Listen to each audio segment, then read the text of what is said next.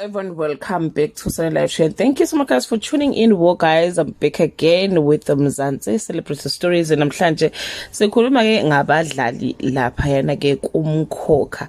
Guys, as I was saying on my previous video ukuthi if it was according to us as my viewers, I tell you ukuthi ke our actors bezoshiya their current partners bese bethandana nalaba ke esibakhethela bona, of which it's unfortunate guys ukuthi ke phela they continue change ama characters like njengoba sibona ke lapha ke kumkhokho ukuthi ke uZamcolo noNomafu, they are very beautiful together guys, but ke mhlambe kwesinye istory esilandelayo they will get another partners abazoba good kakhulu nabo. So if bengaphika nathi, I tell you guys, hayi futhi thina ngabe sesibathuka sesibhala ngabo sithi nje hey banjani njani kwathini, but guys anyway lena ke if you can go and check my comment ungahleka. I tell you guys, lona ke guys uHope Mbele kanye ke noMaphumulo ke guys bebekade ke be invite kwelinye ke isonto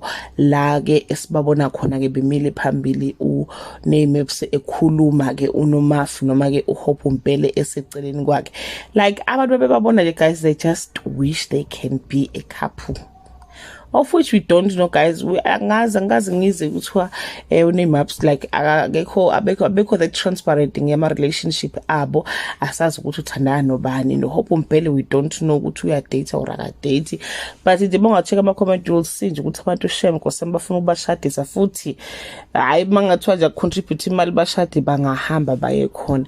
Angazi guys uthini ke owakhe umbone. Just look at this video and share your opinion. Bye.